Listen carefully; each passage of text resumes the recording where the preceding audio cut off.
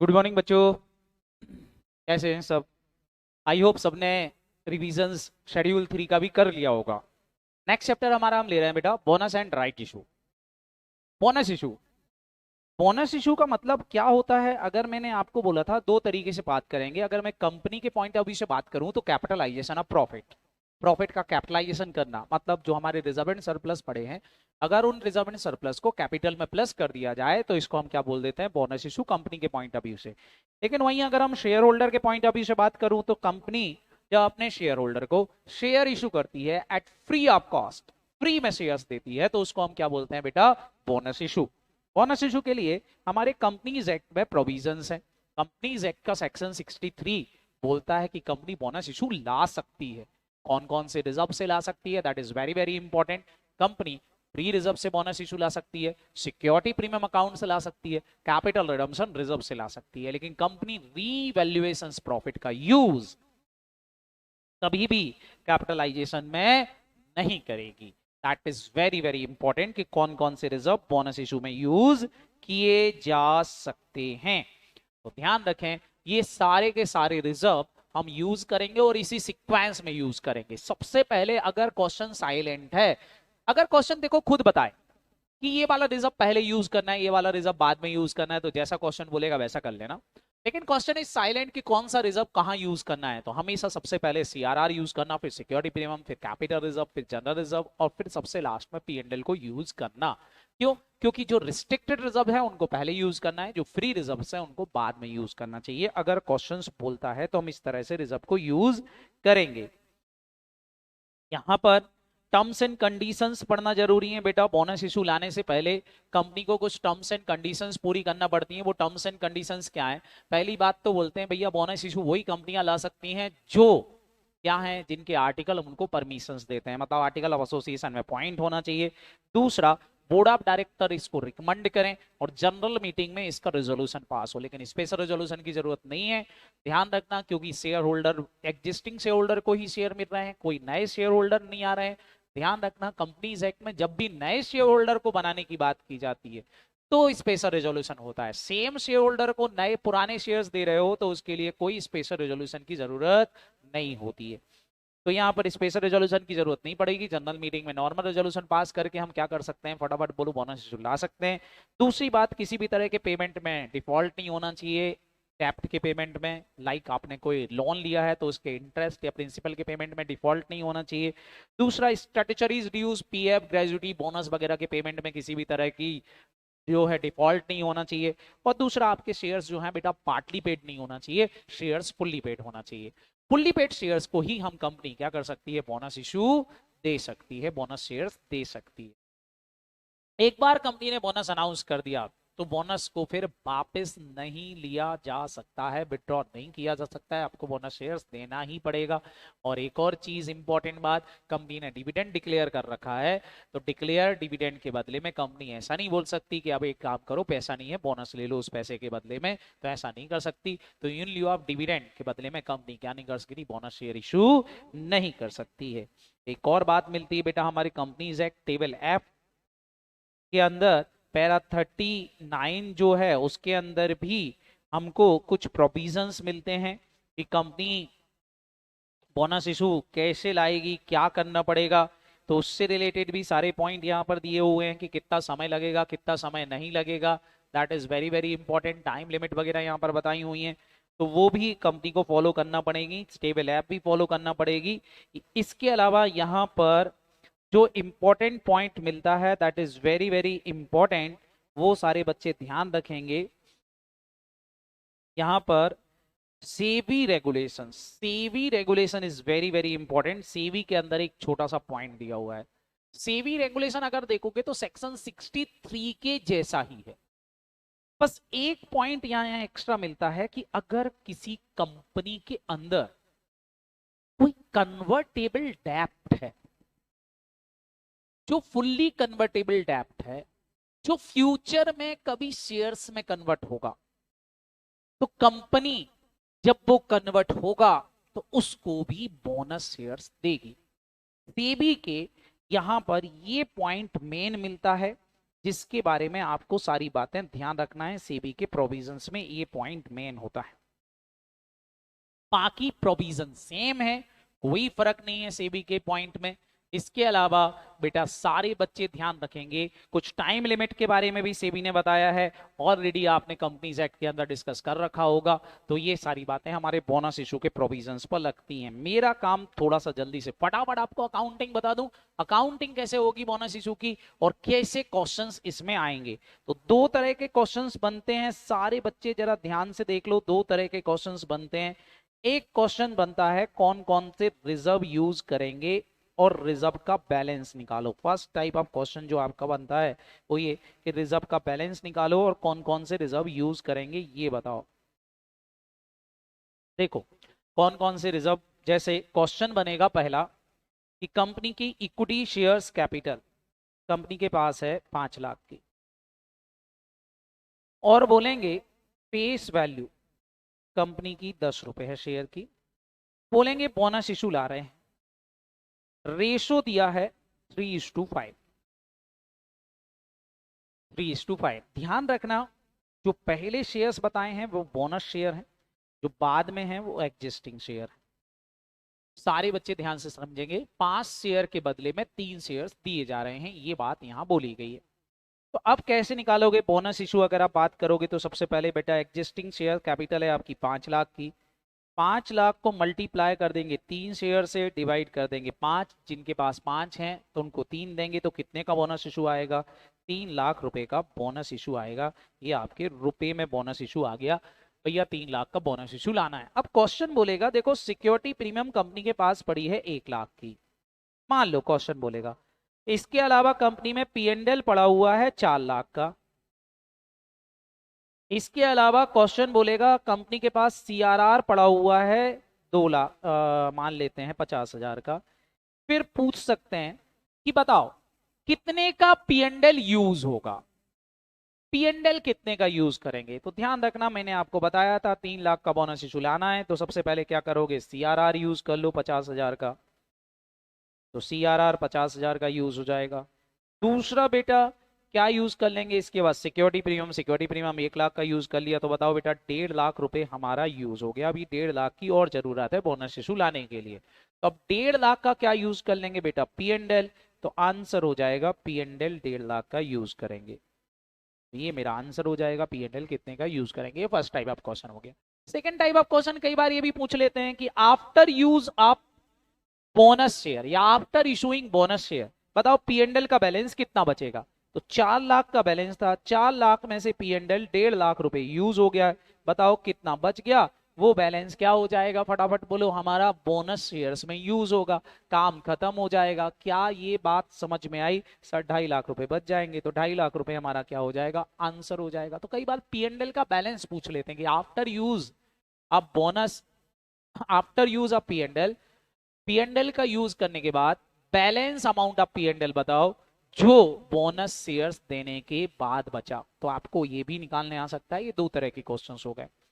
Third type of question जो इसके अंदर बनता है that is very very important, सारे बच्चे ध्यान रखेंगे। थर्ड टाइप ऑफ क्वेश्चन में आपको बोनस रेशो निकालने आ सकता है। बोनस रेशो निकालने कैसे आएगा, जैसे क्वेश्चन बोलेगा कि भैया इक्विटी शेयर्स कैपिटल थी 5 लाख की, इसके अलावा कंपनी के पास सीआरआर पड़ा है 50,000 का, बोलेंगे कंपनी के पास सिक्योरिटी प्रीमियम है 1.5 लाख की, कंपनी के पास जनरल रिजर्व है 70,000 का, कंपनी के पास पी&एल है 30,000 का, कंपनी के पास इन्वेस्टमेंट अलाउंस रिजर्व है 2 लाख के, कंपनी के पास रीवैल्यूएशन रिजर्व है 1 लाख का। अब आपसे बोलेंगे बताओ कंपनी कितने का बोनस इशू ला सकती है, कंपनी का बोनस रेशो क्या होगा। तो बेटा कौन कौन जो जो रिजर्व हम यूज कर सकते हैं उनका टोटल लगा लो, जैसे 50, 1.5 लाख कितना हो गया, 2 लाख, 2,70,000 प्लस 30,000 जोड़ लो बेटा, कितना बैलेंस हो गया। ये जोड़ने के बाद तो 2 लाख प्लस 1 लाख कितना हो गया, 3 लाख। 3 लाख रुपए के ही रिजर्व यूज कर सकते हैं, रिवैल्यूएशन रिजर्व हम यूज कर नहीं सकते, इन्वेस्टमेंट अलाउंस रिजर्व हम यूज कर नहीं सकते, 3 लाख रुपए यूज कर सकते हैं। तो बस बेटा ये जो 3 लाख रुपए हैं, 3 लाख का बोनस शेयर आ सकते हैं। तो बोनस इशू कितने का आ सकता है, फटाफट बोलो, 3 लाख का। कितने शेयर होल्डर के लिए देना है? 5 लाख की इक्विटी के बदले में देना है। तो सारे बच्चे बताओ रेशो क्या हो जाएगा? 3:5। ये आंसर हो जाएगा, काम खत्म। कई बार इस तरह के क्वेश्चंस बनते हैं, तो ये 2 तरह के क्वेश्चंस बनेंगे, सारे बच्चे ध्यान रखेंगे। एक और चीज होती है जिसको कॉल बोनस बोलते हैं, ध्यान रखना। एक और चीज होती है जिसको कि क्या बोला जाता है बेटा? कॉल बोनस बोला जाता है। वो भी मैं आपको बता देता हूं। कॉल बोनस, कॉल बोनस क्या होता है बेटा? पार्टली पेड शेयर्स को फुल्ली पेड शेयर्स में कन्वर्ट करना without without receiving the money. Company अगर ऐसा करती है, पार्टली पेड शेयर्स को फुल्ली पेड शेयर्स में कन्वर्ट कर रही है विदाउट रिसीविंग द मनी, तो उसको बोलते हैं बेटा कॉल बोनस। कॉल बोनस के अंदर कौन कौन से रिजर्व यूज कर सकते हैं भाई? ध्यान रखना, केवल 3 रिजर्व यूज कर सकते हो, कैपिटल रिजर्व, जनरल रिजर्व और P&L। इसके अलावा आप यूज नहीं कर सकते कॉल बोनस में CRR, आप यूज नहीं कर सकते हो सिक्योरिटी प्रीमियम। ये थोड़ा सा ध्यान रखना, ये प्रोविजन हमको टेबल F के अंदर मिलते हैं। टेबल F हमको परमिशन देती है।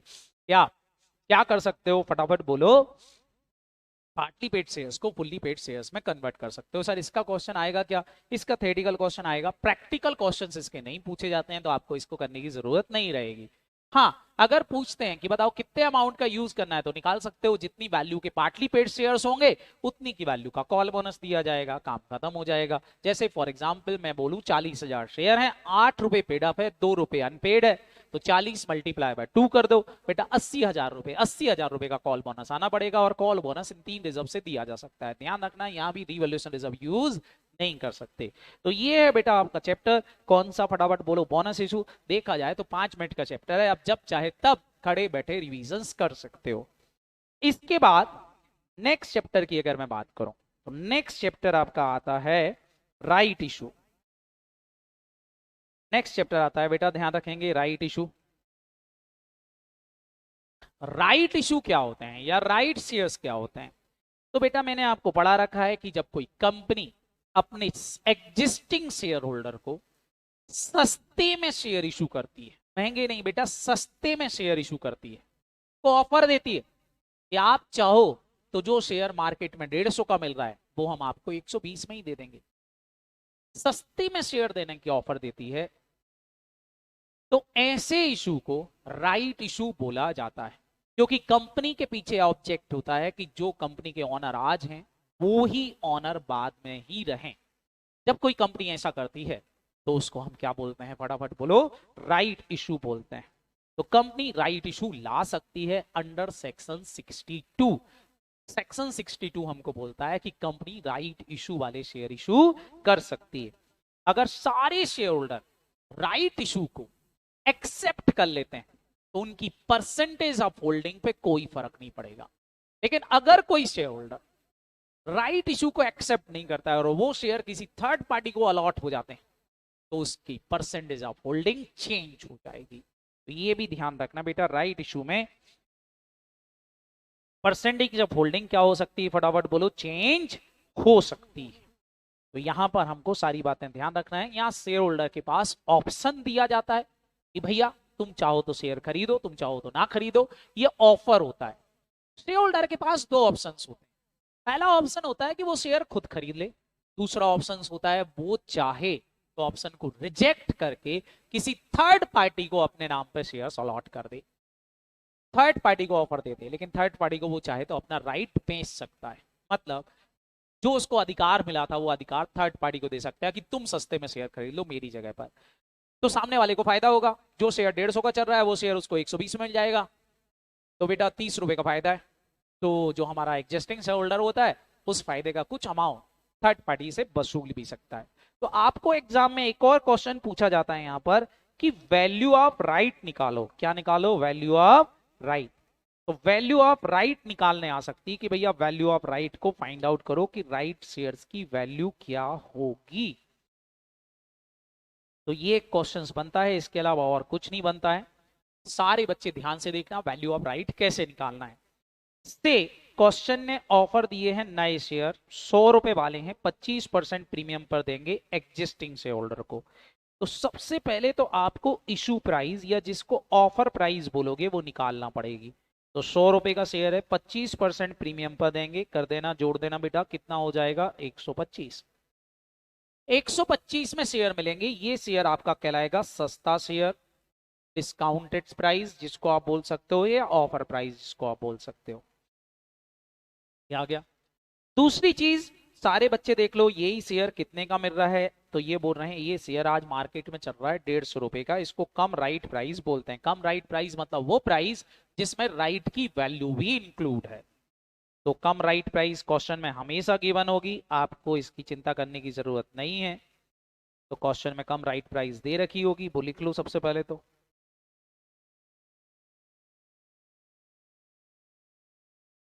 कितनी चल रही है बेटा मार्केट प्राइस? 150, मतलब आपको 150 वाला शेयर 125 में मिल जाएगा। अब क्वेश्चन में राइट का रेशो देख लो, राइट का रेशो क्या दे रखा है। तो क्वेश्चन बोल रहा है 1 शेयर देंगे 4 के बेसिस पर, 1 शेयर मिलेगा 4 के बदले में। अब बस आपको ऑन एन एवरेज प्राइस निकाल लो, ऑन एन एवरेज प्राइस को बोलोगे एक्स राइट प्राइस, ये निकाल लिया करो। अब ये कैसे आएगी on an average price? Logic से समझो। अगर तुमको ये सस्ता शेयर खरीदना है 125 का, तो 4 महंगे शेयर खरीदना पड़ेंगे 150-150 रुपए वाले। तो आपने 4 शेयर खरीदे 150-150 रुपए वाले, महंगे खरीदे, तब जाके आपको एक शेयर सस्ता मिला 125 में। तो टोटल मिला के आपने 5 शेयर खरीदे, ये प्राइस निकाल लो, that price is on in average price.